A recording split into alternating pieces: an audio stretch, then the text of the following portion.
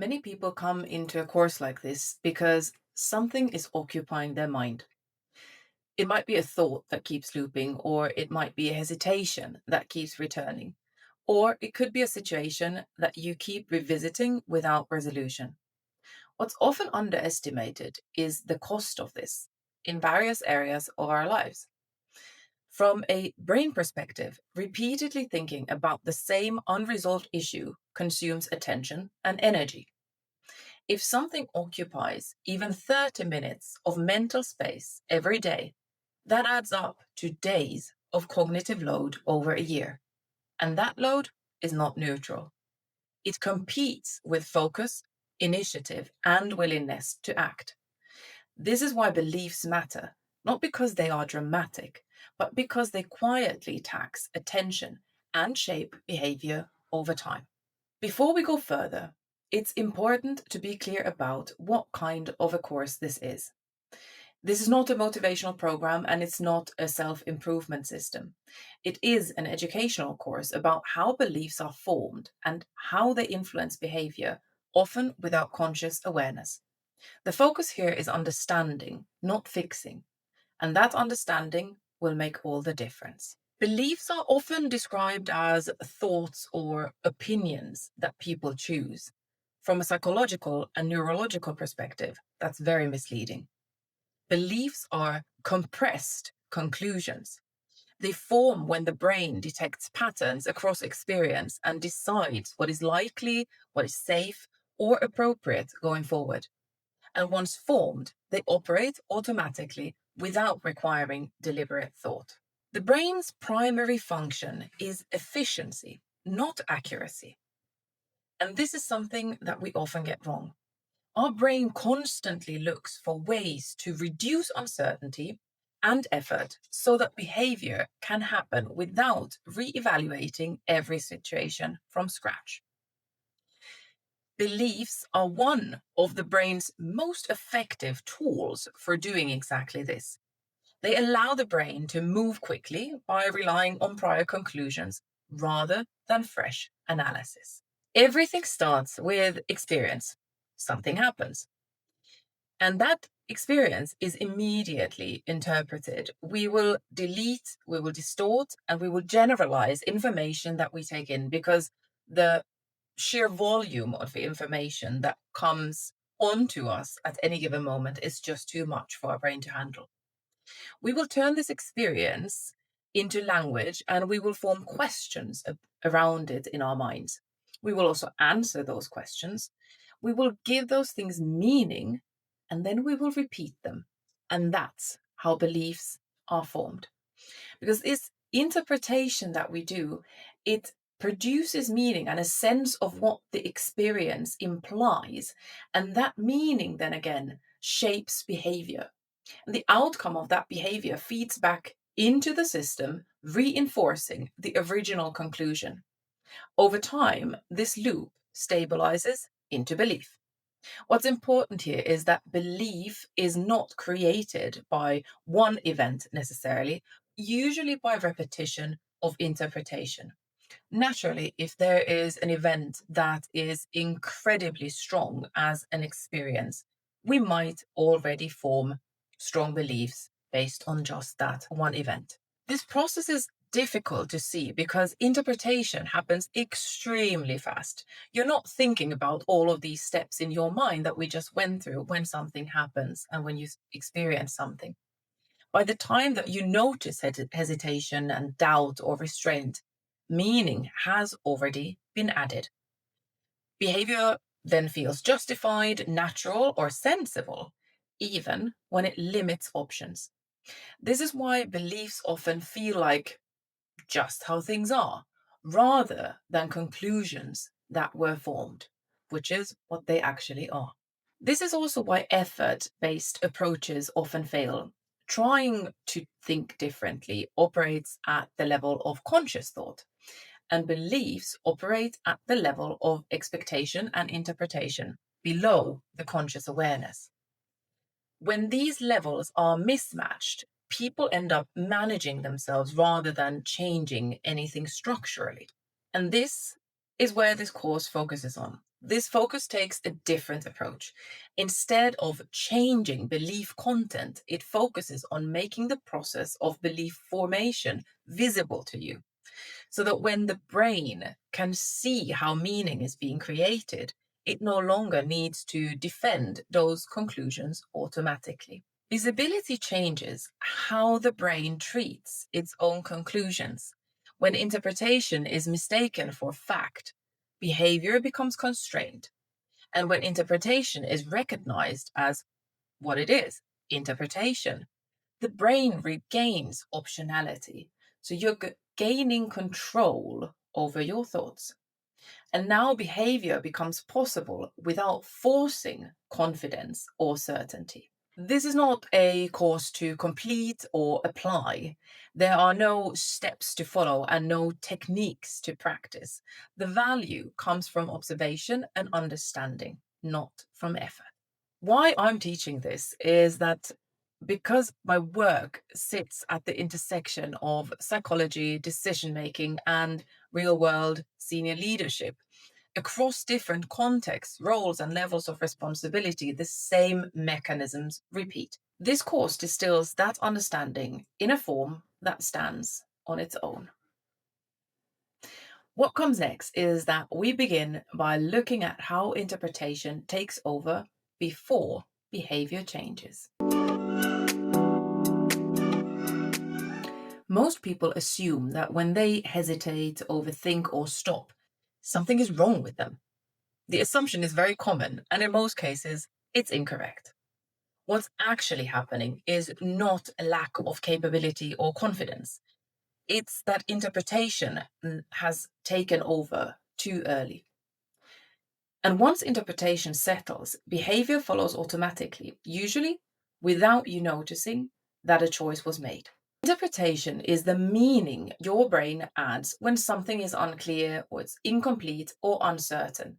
Our brain cannot handle voids of information. So whenever there is a void, or we believe that there is a void of information, we'll just fill it with something. The brain is constantly trying to make sense of what's happening because sense making reduces effort and increases predictability, things that our brains really love. The important thing to understand is that this happens fast. You don't decide to interpret. Interpretation happens before conscious thought. It was very important in our caveman times that it happened this way. In today's world, we can benefit from sometimes taking it a little bit slower. Because by the time you notice something like hesitation or overthinking, the meaning is already in place. When people get stuck, the sequence is usually very simple. Something happens, a request, a decision, a conversation, or a moment where visibility or responsibility increases. Almost immediately, meaning is added, not as a sentence you hear clearly, but as an assumption, something like, this is risky, or this matters more than it looks, or I need to be careful here. Once that meaning is in place, behavior adjusts automatically. People don't stop because they can't act. They stop because meaning they've added makes stopping feel sensible. This is why we're not starting by asking, what do I believe?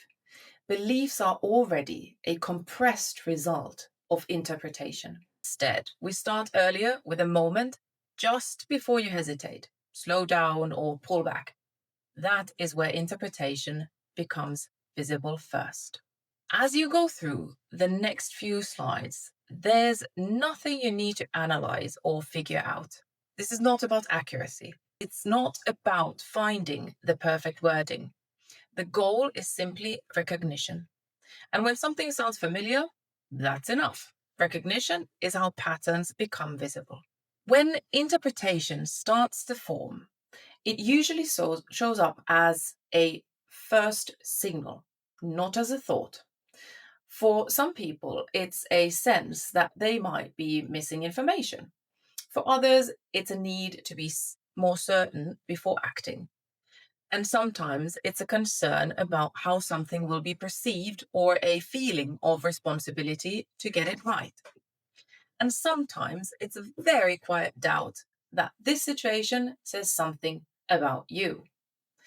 These signals are not conclusions, they are indicators that meaning is being added. Once one of those signals appears, behavior usually follows a predictable path. People gather more information, wait, or prepare more than necessary, replay conversations in their minds, or delay decisions. None of these responses are mistakes. They are logical reactions if the interpretation behind them is treated as true.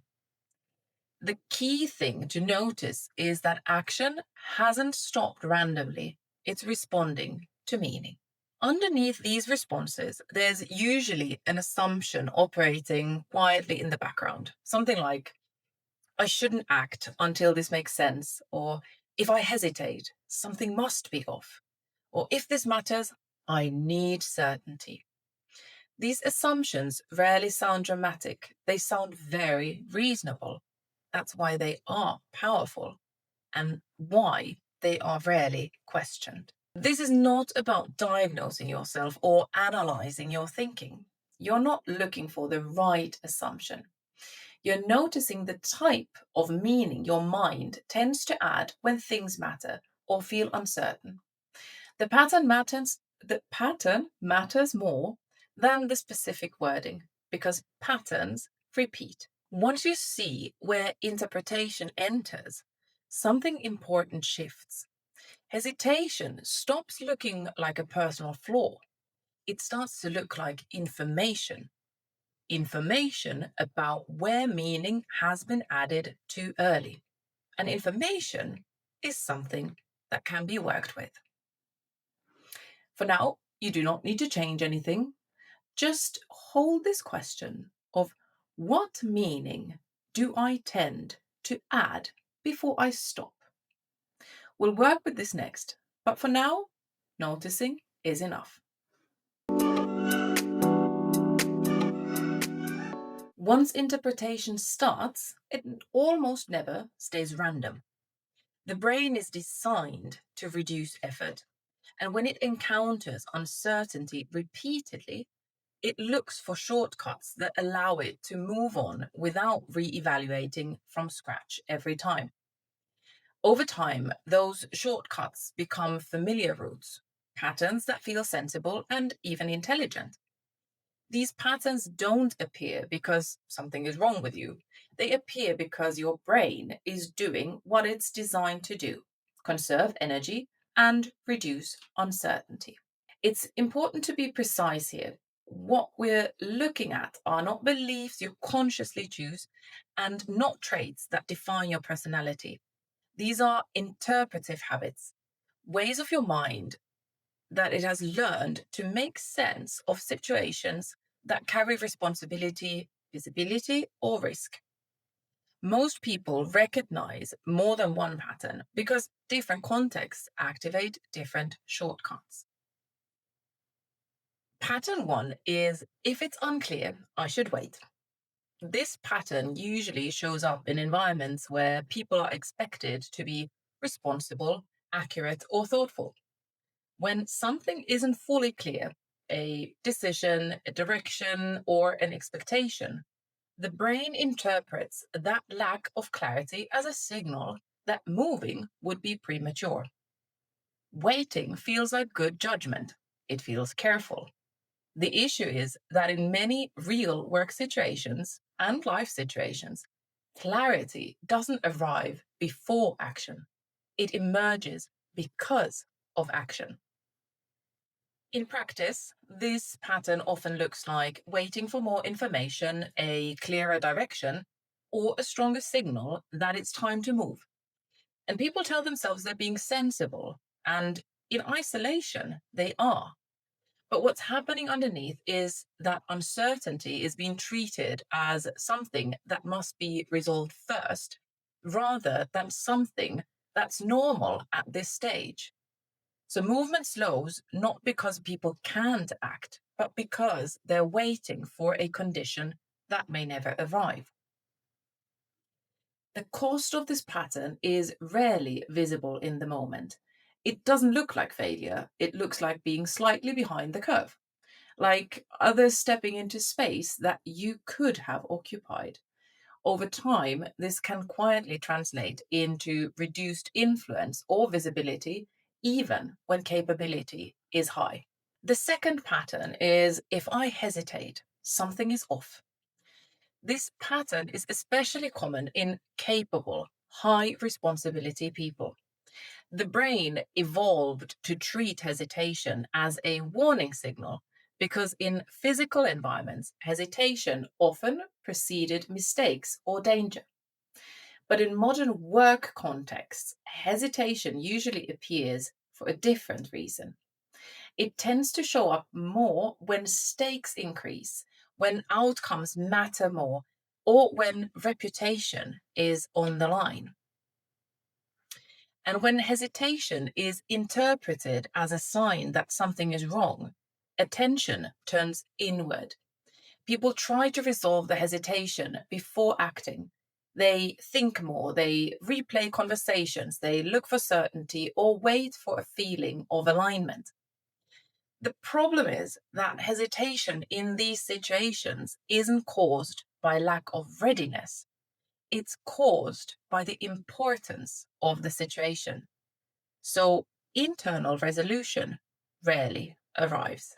As attention moves inward, energy is redirected away from the situation itself. So movement will slow and decisions get postponed. Over time, this can look like overthinking or lack of confidence to the outside, when in reality, it's a misinterpretation of what hesitation actually signals. The third pattern is if this matters, I need to get it right. This pattern links importance directly to correctness. So when something feels significant, a decision or a presentation or a conversation, the brain concludes that mistakes would be costly.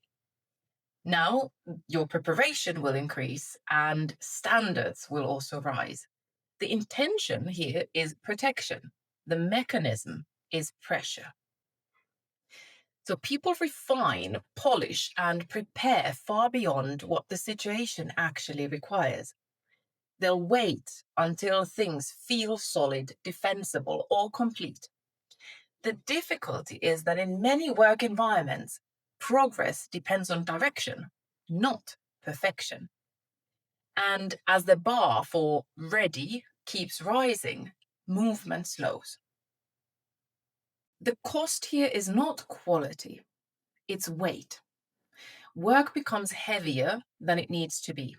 And others move earlier with less information, not because they're better or because they're smarter, but because they're less constrained by interpretation. Over time, this can quietly erode momentum and influence. The fourth pattern is that if others don't confirm, it's risky. This pattern relies on external response to reduce uncertainty. So instead of trusting your internal judgment, the brain looks outward for confirmation because social feedback is a powerful signal of safety. And this is quite deeply human. But it can also shift authority away from the person who is actually responsible for the decision, you. How this pattern shows up is that ideas are tested indirectly, or people will watch reactions closely, or decisions follow approval rather than clarity. So action becomes dependent on response, even when the underlying judgment is already there. The cost is subtle but very significant because direction softens and timing slips. And this accumulates over time. This can also start looking like lack of confidence or passivity when it's actually a strategy to manage uncertainty through others. What I want to remind of is that every one of these patterns once served a purpose. It had a positive intent. They helped you manage responsibility or risk or visibility in environments where those mattered. So they're not errors, They only become limiting when they run automatically without being noticed. So you don't need to identify one single pattern. Just notice which ones you recognize most strongly and which ones cost you the most energy or delay. And that already is very useful information. For now, you don't need to change anything. Just notice when interpretations tend to appear before you slow down or stop. In the next section, we'll look at what becomes possible once interpretation no longer runs unchecked. See you there. Up to now, we've been looking at how interpretation forms and how it shapes behavior. The natural question at this point is, so how do I stop this from happening? And the important thing to understand is that interpretation doesn't loosen through effort. It loosens through visibility. So most people try to interrupt interpretation by force. They tell themselves to think differently, to be more confident, or to push through hesitation. The problem is that interpretation is not a conscious decision. It's a shortcut that happens before deliberate thought. So trying to override it with rules or motivation often adds another layer of effort, and effort increases friction. Interpretation changes when the brain no longer needs the shortcut. These shortcuts exist to reduce the uncertainty and effort. We know that already. So when the situation becomes clearer, or when the shortcut itself is recognized, the brain naturally releases its grip. So nothing needs to be forced, and seeing the mechanism already changes the mechanism. This is why I said at the beginning that the understanding of how this works will change everything for you. There's usually a very specific moment when interpretation loosens. It's the moment when you realize this reaction is not a conclusion, it's a shortcut. That realization doesn't remove the uncertainty, but it changes your relationship to it. Why this restores movement is that when interpretation is taken as truth, action feels risky. When interpretation is seen as interpretation, action becomes possible again, even if uncertainty remains. So the movement doesn't require certainty, it requires that meaning stops being mistaken for a fact. Earlier, we saw how attention often turns inward and people try to resolve themselves and their doubt and their hesitation and uncertainty before acting. When interpretation loosens, the attention naturally shifts back outward, away from self-resolution and toward the situation itself. And situations can be responded to. This is why action often feels lighter once interpretation is visible, not because fear disappears, not because confidence suddenly appears, but because effort is no longer spent trying to fix the self. So energy returns to the task, the decision, or the conversation at hand. And interruption doesn't look dramatic. It often looks like a pause, a moment when you notice that I'm treating this interpretation as a requirement. In that moment, choice reappears, not between right and wrong, but between stopping and continuing. This isn't a technique that you apply. Techniques simply imply effort and control. What happens here is much simpler. The brain updates its model when new information becomes available, and recognizing interpretation is new information. As this becomes familiar, interpretation still appears, but it has less authority over you. It shows up, but it doesn't immediately dictate behavior.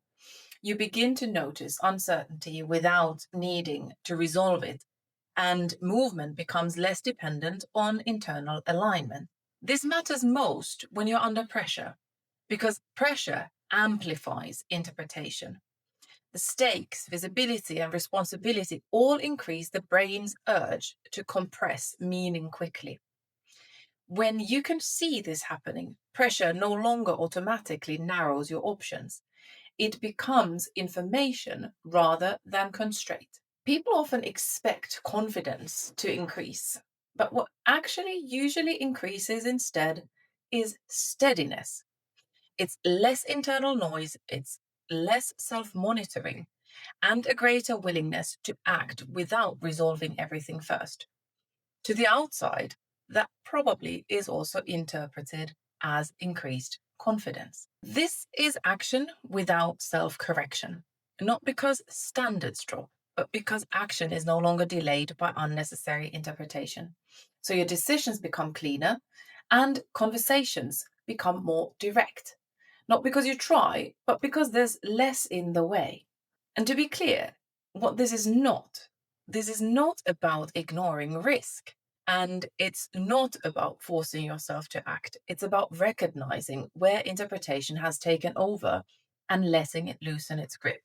The real shift here is subtle but important because you stop asking, what's wrong with me? And you start noticing, what meaning am I adding here? And that shift alone restores agency. As you move into the next section, take this with you. You don't need to monitor yourself. Just notice when interpretation shows up and what becomes possible when it's seen rather than obeyed. Up to now, we've been mostly looking at interpretation at a general level.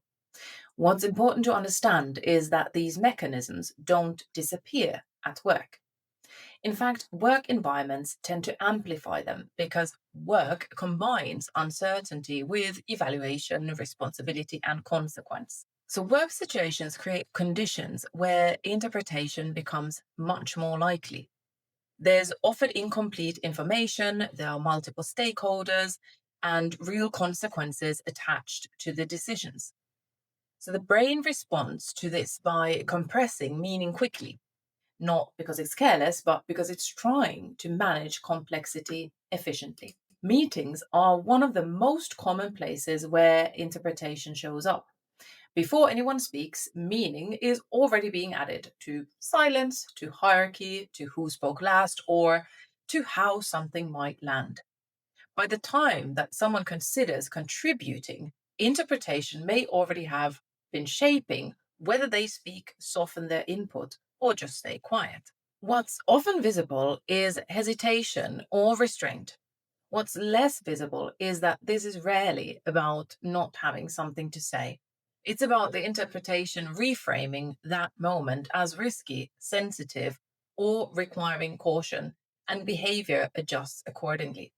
As leaders, we can do something about it and also counter this already proactively by creating a more safe environment for people and by trying to take out interpretations out of that situation that would be seen as potentially risky. In decision making, it's another context where interpretation becomes particularly active. Decisions often carry responsibility and visibility, which increases the brain's sensitivity to uncertainty. So, interpretation shows up as a need for certainty, alignment, or confirmation before movement feels acceptable. At an individual level, this can look like delaying a decision or seeking more input than necessary. At a team or an organizational level, it often shows up as diffused ownership or prolonged alignment processes or decisions that never quite land. The issue is rarely lack of intelligence, it's the meaning added to responsibility. Feedback situations reliably trigger interpretation. They combine intent, impact, and relationship, all areas where the brain is alert to risk. So the interpretation often appears around how something will be received, what it might imply, or what it might change. And as a result, messages are softened, they are delayed, or they are avoided completely. And individuals may feel unclear or uneasy, while teams experience misalignment or unresolved tension. Again, this is not a communication skill issue, it's interpretation shaping behavior before words are even spoken. The more visible the role or outcome, the stronger interpretation tends to become. So, visibility increases the perceived consequence, and the brain responds by trying to reduce the risk through even more control. And at an individual level, this often looks like over preparing or over explaining, data dumping, or delaying action until things feel internally solid. At an organizational level, it can look like excessive process, slow execution, or cautious decision making, even when direction is clear. And in most of these situations, performance or capability is not the limiting factor. People generally know what needs to be done. What limits the movement is interpretation, quickly reframing situations as requiring more certainty, more alignment, and more internal resolution than is actually necessary. And when interpretation runs unchecked, organizations lose speed and clarity, not because people don't care, but because behavior is being shaped by meaning that was added early and never questioned. So over time, this affects execution, ownership, trust, and, well, the bottom line of the business. When interpretation is recognized as interpretation, things shift. Individuals become more direct, and decisions become cleaner, and teams move with less friction, not because uncertainty disappears, but because it is no longer stopping them and their action by default. And no, this is not culture work. This is not about values, engagement, or motivation. It's not about changing people or asking them to try harder. It's about understanding how meaning is added under pressure and how that affects behavior. Why this scales is because interpretation operates at a structural level. This understanding scales through that. It applies across roles and teams and organizations without requiring individual coaching or personality change. So the mechanism is the same, only the context changes. And when interpretation has less authority, organizations gain clearer judgment, faster movement, and more stable performance under pressure, not through control, but through clarity. As you continue, notice where interpretation tends to appear in your work, for you, for your team, and in your organization. And notice what changes when meaning is no longer automatically treated as a fact. Before we close, it's important to stabilize what has actually happened here, not to summarize content, but to prevent a common misinterpretation. When people learn something that increases clarity, the brain often tries to turn that clarity into a method, something to apply, optimize, or use. This section exists to prevent that, and I'm going to also share why it's important. What has shifted is not your thinking style, your personality, or your motivation. What has shifted is resolution.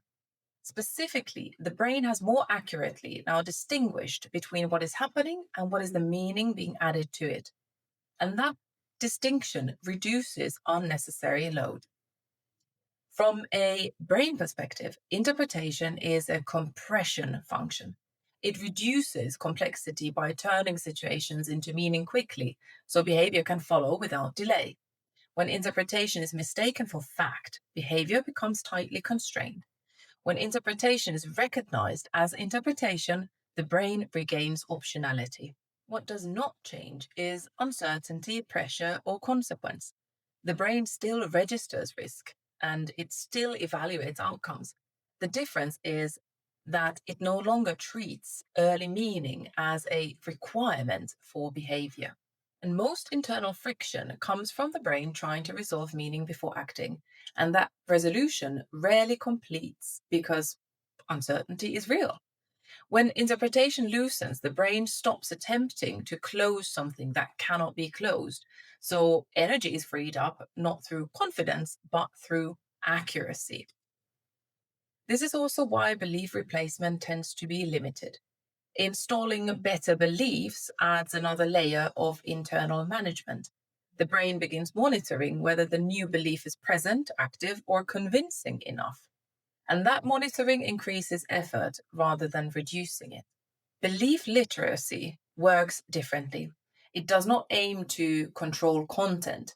It increases awareness of process, how meaning is formed, how it's reinforced and acted upon. Process awareness reduces the need for control. Once the brain has an accurate model of how interpretation works, it does not need constant reminders. The update is structural, not motivational. And this is why the effect tends to persist without continued effort. Behaviorally, this often shows up as steadier action, not faster, not louder, steadier. Decisions are made without resolving everything first. And conversations become more direct because less meaning is added preemptively. This is not self improvement in the traditional sense. Nothing about you needed to be fixed, and nothing about anyone on your team needs to be fixed. What changed was the accuracy of how internal signals are interpreted. It's also important to be explicit about limits. This course does not address trauma, mental health conditions, or structural organizational dysfunction. Those require a different form of support and intervention. What this course does provide, though, is a clearer internal reference point, a way of distinguishing between signal and interpretation. And that distinction alone can materially change how people move under pressure and also what the results of those actions and moving is. At a team or organizational level, the same mechanism applies. When interpretation is taken as fact, organizations slow down. When interpretation is recognized as interpretation, judgment becomes cleaner and execution feels lighter. Interpretation will continue to appear. The brain will continue to compress meaning. The difference is that this process no longer has to run invisibly. Once this distinction is seen, it tends to stay available, not as a rule, but as a reference point. And that reference point is often enough to change how you act without asking you to become someone else.